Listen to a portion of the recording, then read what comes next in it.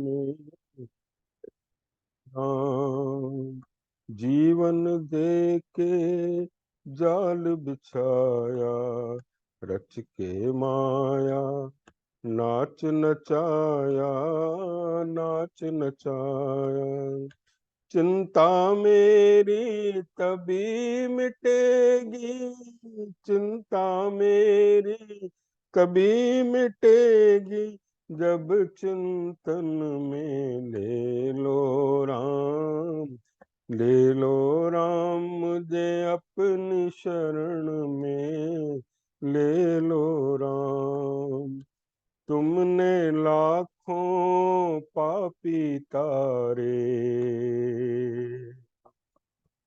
तुमने लाखों पापी तारे, मेरी बारी बाजी हारे, बाजी हारे।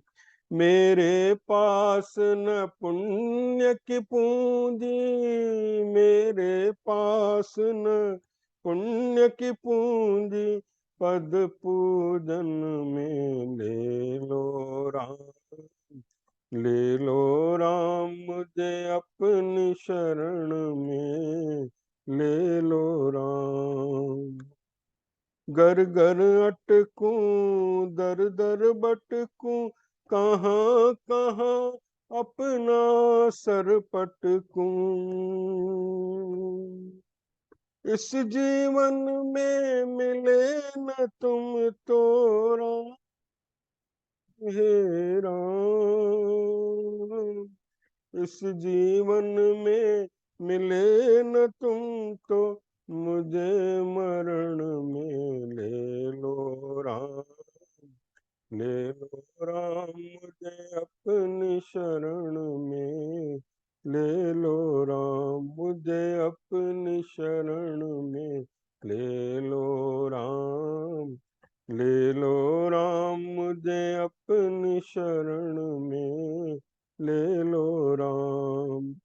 लोचन मन में जगह न हो तो, लोचन मन में जगह न हो तो, जुगल चरण में ले लो राम। ले लो राम मुझे अपनी शरण में, ले लो राम। प्रेम से बोलो सियावर रामचंद्र भगवान की जय।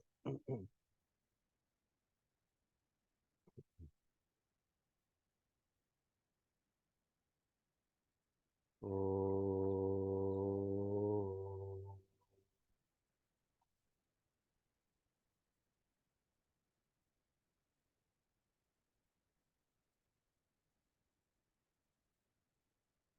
ओ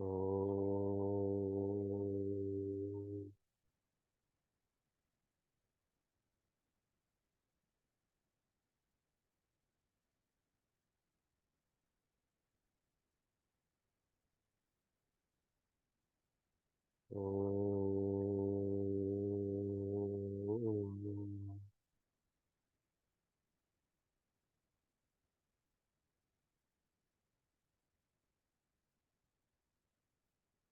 ओम भूर्भुवः स्वः तत्सवितुर्वरेण्यं भर्गो देवस्य धीमहि धियो यो न प्रचोदयात्।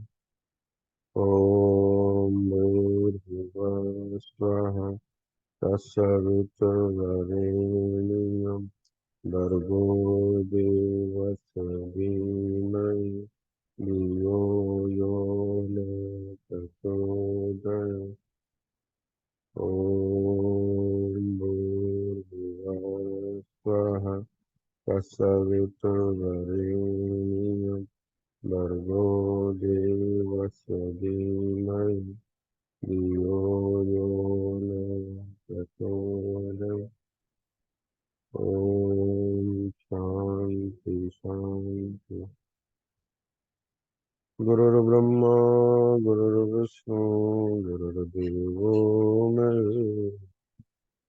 गुरुर्साक्षात् परब्रह्म तस्मै श्री गुरवे तस्मै श्री गुरवे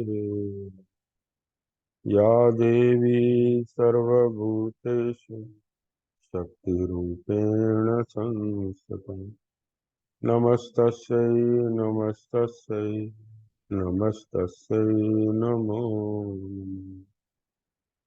श्री राम जय राम जय राम श्री राम जय राम जय जय राम श्री राम जय राम जय जय जय राम श्री राम जय राम जय जय राम श्री राम जय राम जय जय राम श्री राम जय राम जय जय राम श्री राम जय राम जय जय राम श्री राम जय राम जय जय राम श्री राम जय राम जय जय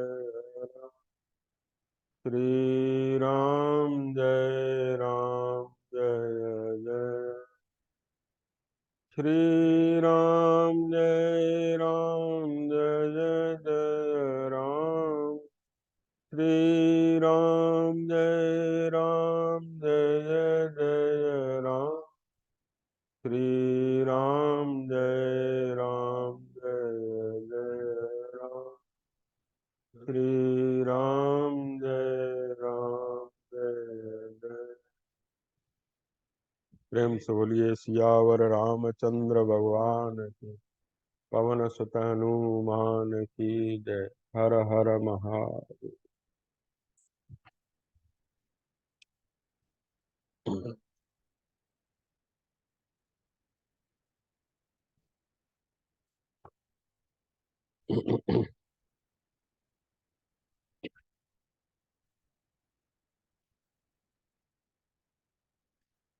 सुतीक्षण के आश्रम से विदाई ली है भगवान ने, और ये कह के कि हम फिर घूम फिर के आपके आश्रम पे आ जाएंगे। सुतीक्षण मुनि ने ये प्रार्थना की थी कि आप और आश्रमों में होते हुए आप वापस यहीं आ जाइएगा, क्योंकि कई मुनि और भी साथ थे, और भी आश्रमों में कई मुनि प्रतीक्षा कर रहे थे भगवान राम की, वहां भी भगवान राम को जाना था। तो वहां से विदाई लेते हैं, धनुष बाण धारण करते हैं, क्योंकि वहां पर सुतीक्षण मुनि के साथ जो मुनि आए थे उनके साथ उन्होंने हड्डियों का ढेर देखा था। तो वहां पर उनसे प्रतिज्ञा जब उन्होंने बताया मुनियों ने कि यहाँ पर राक्षस, नरभक्षी राक्षस रहते हैं, जो इंसान का मांस खा जाते हैं, नरभक्षी राक्षस होते हैं। तो बोले ये ऋषि मुनियों को जब कोई पर्व होता है ना, यहाँ अग्निहोत्र का समय होता है, उस समय आके परेशान करते हैं और इनको खा जाते हैं। तब भगवान राम ने ये प्रतिज्ञा की थी, उनका मन करुणा से भरा आया था कि मैं इन राक्षसों का, ये जहाँ कहीं भी होंगे, इनका नाश कर डालूंगा। तो ये धनुष बाण धारण करके और वहां से चलते हैं। सुतीक्षण की आज्ञा लेकर वन की ओर प्रस्थित हुए। अपने स्वामी रघुकुल नंदन श्री राम से सीता ने स्नेह भरी मनोहर वाणी में इस प्रकार कहा। अब वहां पर जब ये चलते हैं, तब वहां पर सीता जो है बहुत स्नेह भरी मनोहर वाणी में अपने पति श्री राम से ये बात कहती है ना। यह स्नेह भरी मनोहर वाणी, उनका कहने का ढंग ऐसा था कि अच्छा लगता था, है ना। किसी की वाणी ऐसी होती है, अच्छी लगती है हृदय को, है ना? और एक होता है मन को वाणी चुभती है ना, कहते हैं वाणी ऐसी बोली है मन का आपा खोए, औरन को शीतल करे आपो शीतल हो। यहाँ संवाद है, राम और सीता का संवाद है। सीता से, सीता क्या कहती है राम से, आर्यपुत्र यद्यपि आप महान पुरुष हैं, तथापि अत्यंत सूक्ष्म विधि से विचार करने पर आप अधर्म को प्राप्त हो रहे हैं। जब काम जनित व्यसन से आप सर्वथा निर्वृत हैं, तब यहाँ इस अधर्म से भी बच सकते हैं। तो ये कहती है कि बहुत सूक्ष्म दृष्टि से विचार करने पर आप अधर्म को प्राप्त हो रहे हैं। यानी सीता की दृष्टि सूक्ष्म है, बुद्धि सूक्ष्म है, सूक्ष्म अर्थ में प्रवेश करती है। देखो, सूक्ष्म अर्थ में उसी की बुद्धि प्रवेश करेगी जो दुनिया के राग द्वेष से दूर होगा, जिसकी बुद्धि शुद्ध होगी, परमात्मा में लगी होगी, भगवान के नाम में लगी होगी। उसी की बुद्धि शास्त्र के गहरे अर्थ को जान पाती है। यहाँ वो दूरदर्शी भी होता है ना, आगे की भी देख पाता है। तो कहा सूक्ष्म दृष्टि से विचार करने पर आप अधर्म को प्राप्त हो रहे हैं, राम से कह रही है। बोली आप में काम जनित व्यसन तो बिल्कुल नहीं है। देखो, एक पत्नी पति के बारे में बहुत अच्छे से जानती है ना। वो ये राम के बारे में एक बिल्कुल गारंटी लेती है कि काम जनित व्यसन आप में है ही नहीं, है ना। बोली काम जनित जनित व्यसन को आप जीत चुके हैं। इस जगत में काम से उत्पन्न होने वाले तीन व्यसन होते हैं: मिथ्या भाषण, परस्त्री गमन और हिंसा। जो आदमी झूठ बोलता है ना, स्त्री के लिए जो व्यक्ति व्यसनी होगा वो घर पे आके झूठ बोलेगा, मैं यहाँ गया था, वहां गया था, पैसा लुटा के आएगा, उल्टी सीधी बातें करेगा, है ना। तो पकड़ा जाएगा, वहां भी झूठ बोलेगा। तो मिथ्या भाषण काम जनित व्यसन से पैदा होता है। मूल यहाँ पे काम जनित व्यसन को सीता ने रखा है। बोले इससे तीन दोष पैदा होते हैं। मिथ्या भाषण पैदा होता है, परस्त्री गमन, दूसरे की स्त्री के प्रति आकर्षण, है ना। तो ये जो है बहुत बड़ा दोष है। और तीसरा हिंसा, कहते हैं ना जर जोरू जमीन, इन्हीं के कारण हिंसा होती है। स्त्री के कारण कितने बड़े बड़े राजा महाराजा लड़ मरते हैं एक दूसरे से, है ना।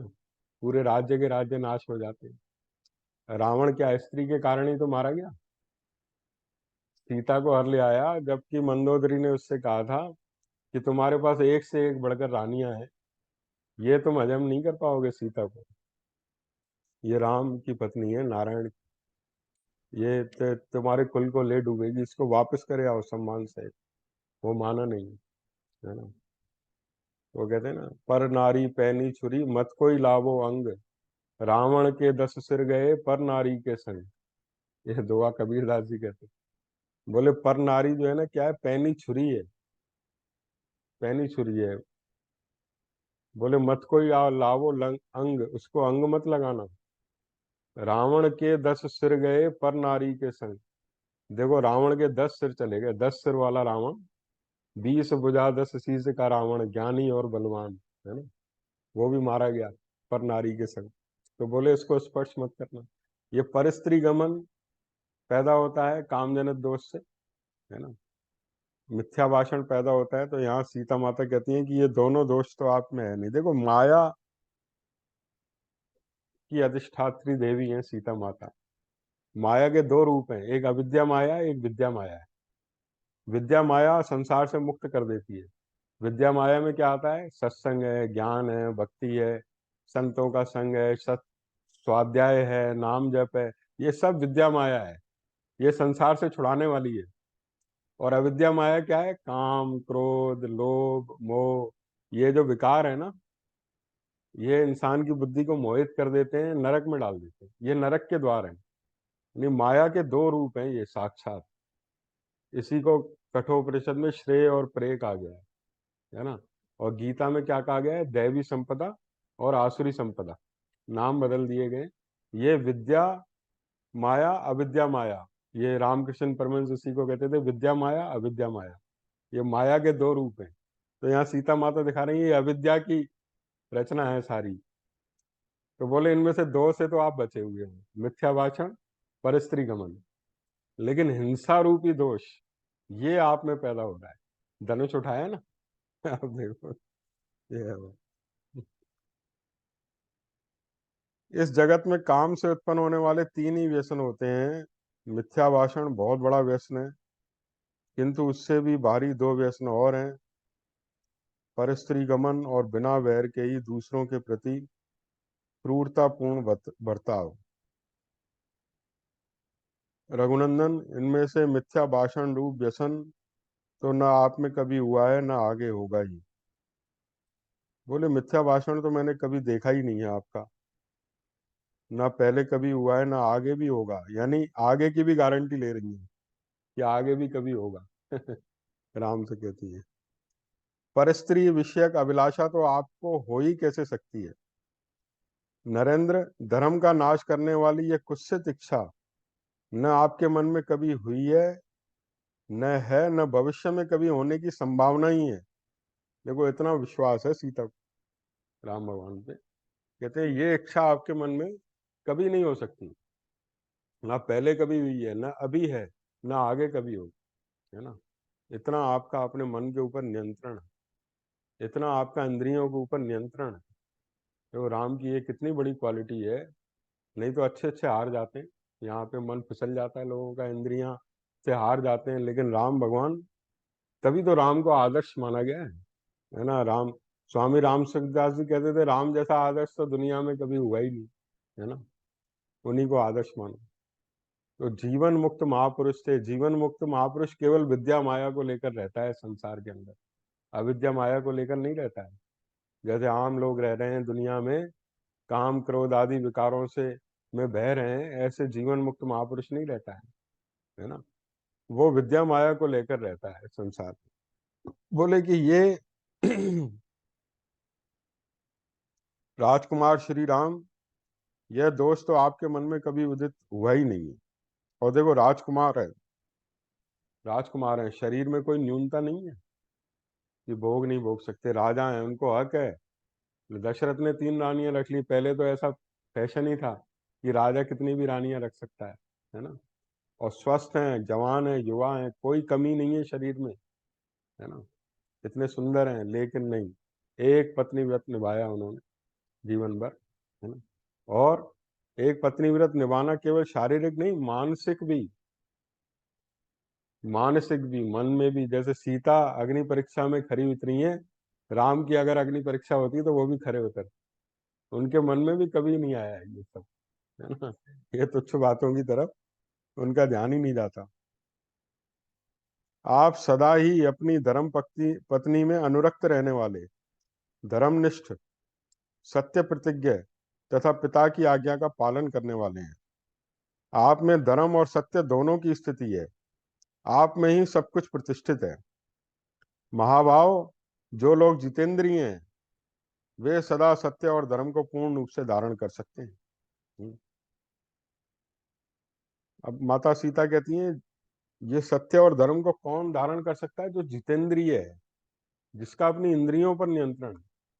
देखो भगवान ने गीता के दूसरे अध्याय में स्थित प्रज्ञा के लक्षणों में जो जोर दिया है ना, वो इंद्रिय संयम पर जोर दिया है। और कछुए का उदाहरण दिया है ना, कि जैसे कछुआ अपने अंगों को समेट लेता है, उसी प्रकार ज्ञानी अपनी इंद्रियों को समेट लेता है, जहां उसको नहीं जाना चाहिए वहां से समेट लेता है। और ध्यायतो विषयान पुंस, ऐसे कई श्लोक हैं। तो बोले जो जितेंद्रिय हैं, जिन्होंने इंद्रिय को वश में कर लिया है, वो ही सत्य और धर्म को अपने जीवन में धारण कर सकते हैं, है ना। शुभदर्शी महापुरुष, आपकी जितेंद्रियता को मैं अच्छी तरह जानती हूँ। ये पत्नी जो है, पतिव्रता स्त्री जो होगी ना, वो पति की एक एक चेष्टा से समझ जाती है कि उनकी क्या इच्छा है, क्या भावना है, वो उस हिसाब से सेवा करती है ना। तो वो कहती है कि मैं आपकी जितेंद्रियता को मैंने देखा है ना। वो राम के बारे में अच्छे से जानती है। परंतु दूसरों के प्राणों की हिंसा रूप जो ये तीसरा भयंकर दोष है, उसे लोग मोहवश बिना वैर विरोध के भी किया करते हैं। वही दोष आपके सामने उपस्थित है। लेकिन बोले तीसरा दोष आपके सामने आ गया है, हिंसा का। वीर, आपने दंड कारण्य निवासी ऋषियों की रक्षा के लिए युद्ध में राक्षसों का वध करने की प्रतिज्ञा की है। इसी के लिए आप भाई के साथ धनुष बाण लेकर दंड कारण के नाम से विख्यात वन की ओर प्रस्थित हुए हैं। अतः आपको उस घोर कर्म के लिए प्रस्तुत हुआ देख मेरा चित्त चिंता से व्याकुल हो उठा है। देखो सीता का चित्त में चिंता है। क्यों? पति के कल्याण के लिए। उन्होंने पति से अपना सुख कभी नहीं चाहा। वनवास में चली आई, कांटों पे चलना स्वीकार किया, है ना। राज्य के सुख भोग छोड़ दिए। ये भी नहीं कहा कि तुम मुझे मायके छोड़ दो, तुम 14 साल लेके आ जाना। है ना। भाई मैं आराम से जनक के दरबार में रह लूंगी। पिता का घर स्वीकार नहीं किया, बोले पति के लिए कष्ट सहन करना स्वीकार किया। बोले जहां मेरे पति जाएंगे वहीं मैं जाऊंगी, है ना, क्योंकि मेरा आदर, उनकी धर्म पे दृष्टि है सीता की, है ना। अपना सुख नहीं चाहा, लेकिन पति के कल्याण की चिंता कर रही है कि मेरे पति को पाप प्राप्त न हो जाए, ये चिंता। बोले ये मेरे चित्त में चिंता सता रही है कि ये दोष आपके जीवन में ना आ जाए। तो ये सच्ची सहगामिनी हुई ना, सच्ची धर्म पत्नी हुई। अतः आपको इस घोर कर्म के लिए प्रस्तुत हुआ देख मेरा चित्त चिंता से व्याकुल हो उठा है। आपके प्रतिज्ञा पालन रूप व्रत का विचार करके मैं सदा यही सोचती रहती हूँ कि कैसे आपका कल्याण हो। भगवान नारायण के बारे में ये चिंता कर रही है, कैसे आपका कल्याण हो। देखो खेल है, लीला चल रही है, संवाद के रूप में भी लीला ही है। वीर, मुझे इस समय आपका दंड कारण्य में जाना अच्छा नहीं लगता है।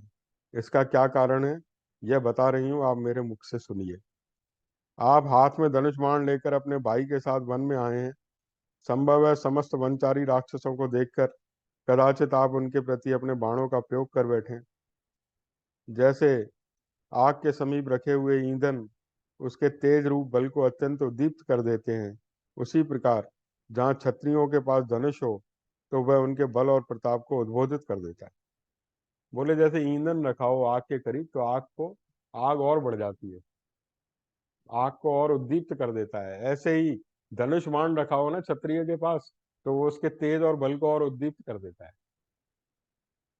जैसे कोई चीज सामने पड़ी हो तो हम उठा लेते हैं, पेन पड़ी है हम बैठे हैं, पेन उठा लेंगे, यूं ढक्कन करेंगे, यूं करेंगे, कुछ ना कुछ लिखने लगेंगे, है ना। उपाधि, जैसे शरीर, आत्मा के ऊपर ये उपाधि लग गई है ना शरीर, तो इसकी भूख प्यास को हम अपना भूख प्यास मानते हैं। इसके धर्मों को बढ़ना घटना हम कहते हैं हम मर जाएंगे, हमने जन्म लिया है। ये उपाधि के धर्मों को आत्मा में मान रहे हैं, लेकिन आत्मा का इनसे कोई संबंध नहीं है। आत्मा निर्लेप है, शांत है, परम शांत है, निर्विकार है।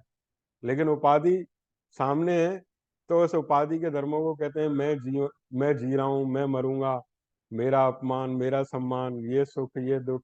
ये सारे धर्मों को, देह के धर्मों को, मन के धर्मों को आत्मा अपने ऊपर मान लेता है और बंध जाता है। ये जीवात्मा ऐसे ही तो बन जाता है, उपाधि को देख के उसका अनुवर्तन करने लगता है ना। तो ऐसे ही बोले कि धनुष बाण सामने हो तो फिर व्यक्ति उसकी चेष्टाएं बदल जाती हैं। एक उदाहरण देती है, एक एक कहानी बताती है छोटी सी। बोले एक मुनि थे, सीता माता राम भगवान को बता रही है। बोले एक मुनि थे, तपस्या में लगे रहते थे, अहिंसा का व्रत लिया था, कंदमूल फल खा के गुजारा करते थे। और तपस्या उनकी बहुत बढ़ गई, तो इंद्र को चिंता हुई कि ये तो मेरा पद छीनने जा रहे हैं। तो वो एक योद्धा का रूप धारण करके वहां गया मुनि के पास, और एक चमचमाती हुई तलवार उनके पास रखी धरोहर के रूप में। बोले कि मैं अभी थोड़े समय में लौट के आऊंगा, ये आप मेरी तलवार रख लीजिए अपने पास। तो वो तलवार रख के वहां चला गया। अब वो तलवार तो रख गया, वो मुनि बार बार जब ध्यान लगाते तो बार बार निगाह तलवार पे जाती, फिर ध्यान लगाते तो तलवार पे जाती।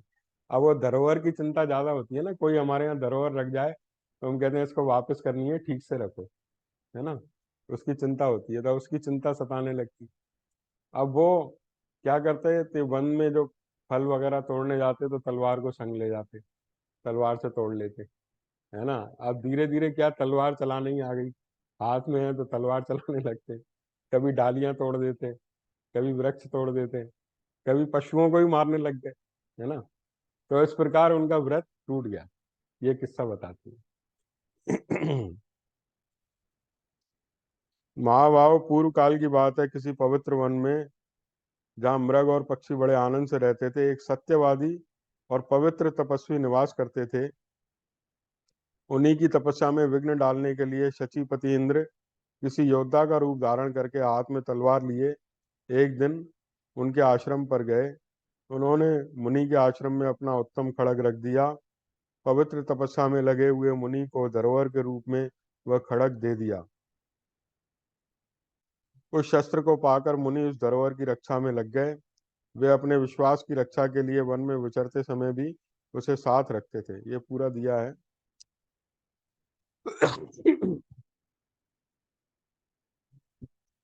तप ही जिनका धन था, उन मुनि ने प्रतिदिन शस्त्र ढोते रहने के कारण क्रमशः तपस्या का निश्चय छोड़कर अपनी बुद्धि को क्रूरतापूर्ण बना लिया। फिर तो अधर्म ने उन्हें आकृष्ट कर लिया। वे मुनि प्रमादवश रौद्र कर्म में तत्पर हो गए और उस शस्त्र के संग की वजह से उन्हें नरक में जाना पड़ा। जैसे माया होती है ना, खींचती है, वो एक दोष पे ही खींच लेती है। एक दोष दूसरे दोषों को खींचता है और एक गुण दूसरे गुणों को खींच लेता है ना। इसलिए हमें सत्कर्म की तरफ बढ़ते रहना चाहिए, सत्कर्मों का अभ्यास डालना चाहिए, है ना। अगर दुष्कर्म अपनी ओर खींचे तो वहां से तिरस्कार करना चाहिए। बोले उनकी बुद्धि क्या है, बुनी की रौद्र कर्म में तत्पर हो गई और उनको नरक में जाना पड़ा, इतने तपस्वी होते हुए भी। किसके? शस्त्र के संग से नरक में जाना पड़ा।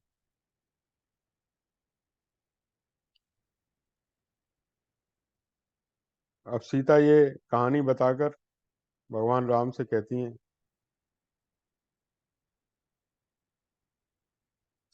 मेरे मन में आपके प्रति जो स्नेह और विशेष आदर है, उसके कारण मैंने आपको इस प्राचीन घटना की याद दिलाई है।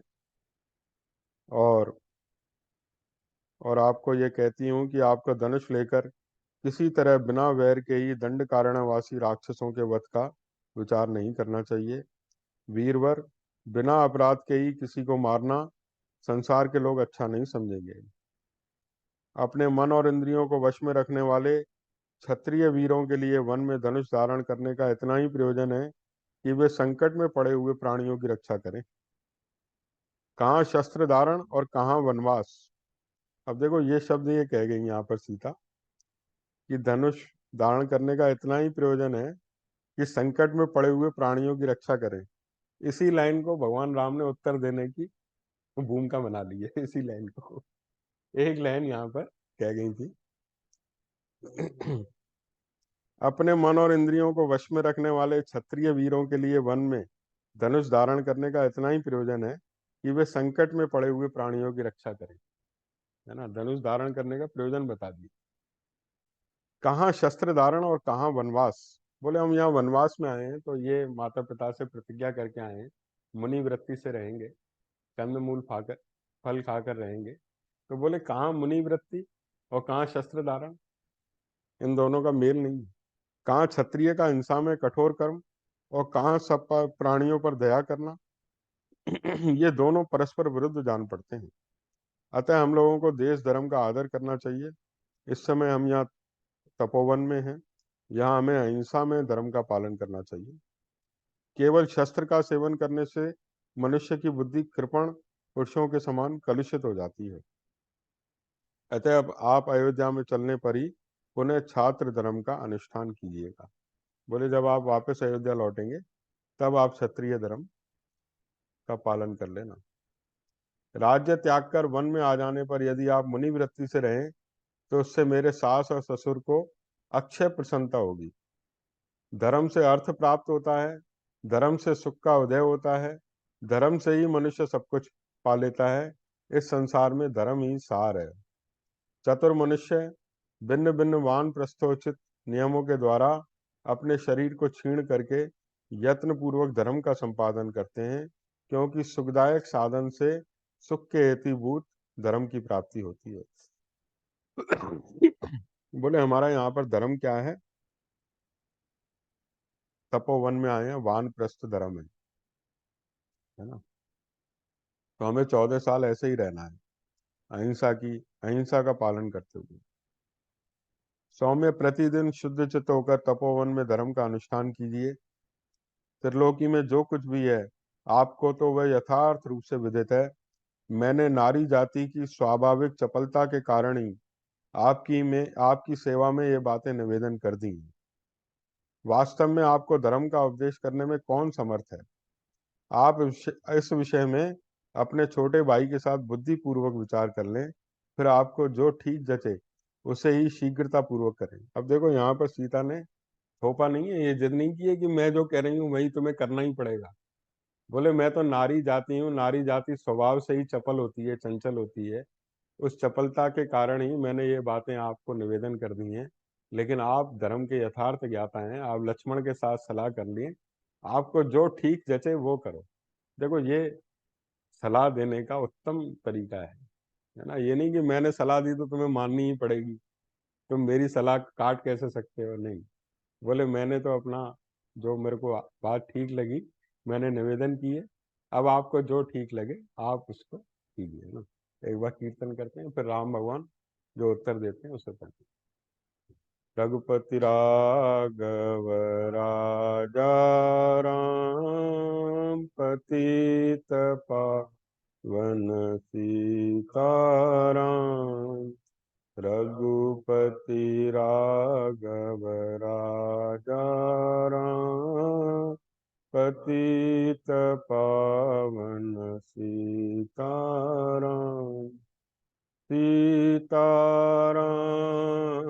सीताराम, बज प्यारे मन सीताराम। सीताराम सीताराम, बज प्यारे मन सीताराम। रघुपति राघव राजा राम, पतित पावन सीता। प्रेम से बोलिए सियावर रामचंद्र भगवान की, पवन सुत हनुमान की। अपने स्वामी के प्रति भक्ति रखने वाली विदेह कुमारी सीता की कही हुई यह बात सुनकर सदा धर्म में स्थित रहने वाले श्री रामचंद्र जी ने जानकी को इस प्रकार उत्तर दिया। जानकी क्यों कहते थे सीता माता को? जनक की पुत्री थी ना, इसलिए जानकी कहते थे। वैदेही कहते थे। वैदेही क्यों कहते थे?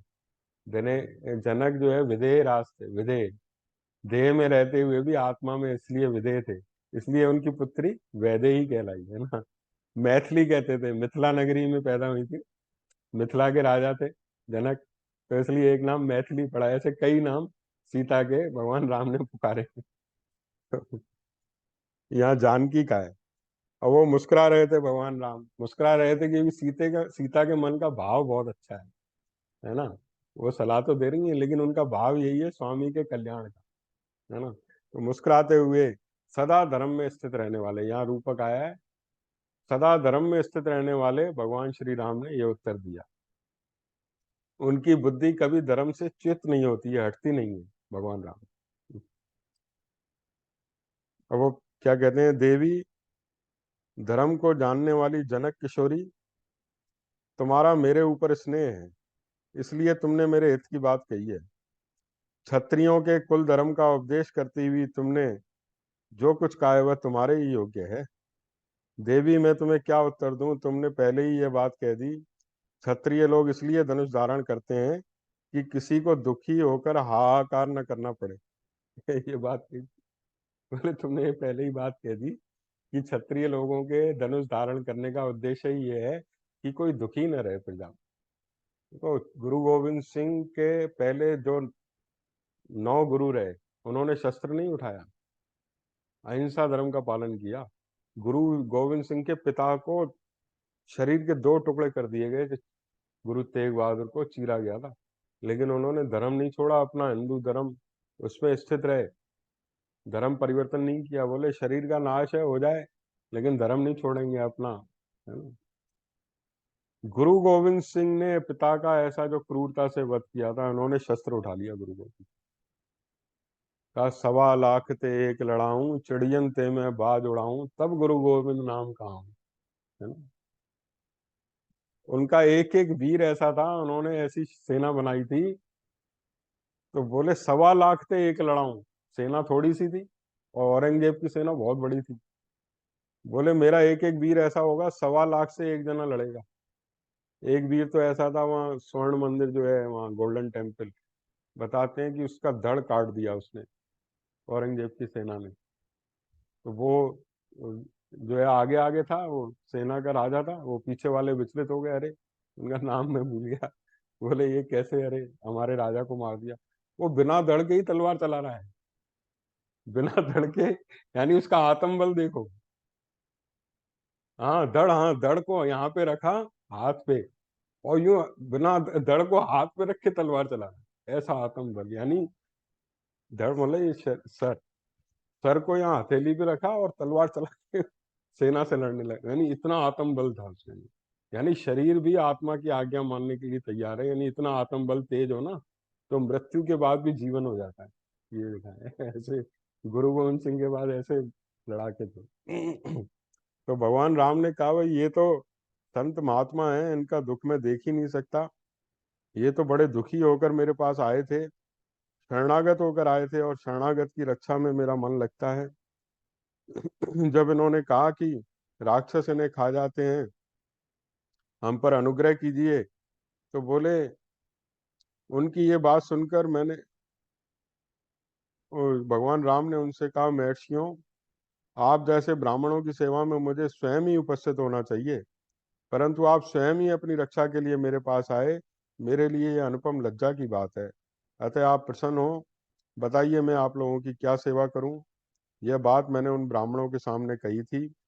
जब उन्होंने कहा कि ये राक्षस हमें खा जाते हैं, तो मैं, आप हमारी निशाचरों से रक्षा करें। जनक नंदिनी दंड कारण्य में ऋषियों की यह बात सुनकर मैंने पूर्ण रूप से उनकी रक्षा करने की प्रतिज्ञा की है। मुनियों के सामने प्रतिज्ञा करके अब जीते जी मैं इस प्रतिज्ञा को मिथ्या नहीं करूंगा, क्योंकि सत्य का पालन मुझे सदा ही प्रिय है। सीते, मैं अपने प्राण छोड़ सकता हूँ, तुम्हारा और लक्ष्मण का भी परित्याग परित्याग कर सकता हूँ, किंतु अपनी प्रतिज्ञा को, विशेषतः ब्राह्मणों के लिए की गई प्रतिज्ञा को मैं कदापि नहीं तोड़ सकता। इसलिए ऋषियों की रक्षा करना मेरे लिए आवश्यक कर्तव्य है। विदय नंदिनी, ऋषियों के बिना बिना कहे ही मुझे उनकी रक्षा करनी चाहिए। फिर जब उन्होंने स्वयं कहा और मैंने प्रतिज्ञा भी कर ली, तब उनकी रक्षा से मैं कैसे मुंह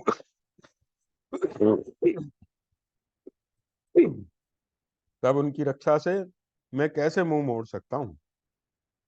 सीते, तुमने स्नेह और सौहार्दवर्ष जो मुझसे ये बातें कही हैं, इससे मैं बहुत संतुष्ट हूँ, क्योंकि जो अपना प्रिय न हो, उसे कोई हितकर उपदेश नहीं देता। बोले तुमने फिर भी जो मुझे कहा है उससे मुझे खुशी ही हुई है, क्योंकि व्यक्ति अपने प्रिय को ही अच्छी बातें बताता है ना। शोभने, तुम्हारा यह कथन तुम्हारे योग्य ही है, तुम्हारे कुल के भी सर्वथा अनुरूप है। तुम मेरी सहधर्मिणी हो और मुझे प्राणों से भी बढ़कर प्रिय हो। महात्मा श्री रामचंद्र जी अपनी प्रिया मिथिलेश कुमारी सीता से ऐसा वचन कहकर हाथ में धनुष ले लक्ष्मण के साथ रमणीय तपोवन में विचरण करने लगे, है ना। इस प्रकार उत्तर देके और वो आगे बढ़ लिए, है ना? ये संवाद राम और सीता का है ना। अहिंसा, अहिंसा व्रत का उन्होंने कहा है पालन करो। इधर उन्होंने कहा भाई ये हिंसा धर्म के लिए है, इसलिए इसमें दोष नहीं है। और एक क्षत्रिय के लिए ये धर्म होता है कि दुखी जनों की रक्षा करें, इसलिए उन्होंने ये प्रतिज्ञा की है, तो उसमें किसी प्रकार का कोई दोष नहीं है। अर्जुन, अर्जुन भी ऐसी बातें कर रहा था। ये- हाँ, हाँ, हाँ, सही, सही बात। रघुपति राघव राजा राम, पतित पावन सिंह। राम रघुपति राघव राजा राम, पतित पावन। राम सीता राम, सीता राम, बड़ प्यारे मन से। राम सीता राम, सीता राम, बड़ प्यारे। सीताराम रघुपति राघव राजा राम, पतित पावन सिंह। कृष्णाय वासुदेवाय हरि परमात्मने सकलक्लेशनाशाय गोविन्दाय नमः। त्वमेव माता च पिता त्वमेव, त्वमेव बन्धु च सखा त्वमेव विद्या द्रविणं त्वमेव, त्वमेव सर्वं मम ॐ पूर्णमद पूर्णमिदं पूर्णात् पूर्णमुदच्यते पूर्णस्य पूर्णमादाय पूर्णमेवावशिष्यते। ॐ शांति शांति। तो बंदा बैरागी था शायद, बंदा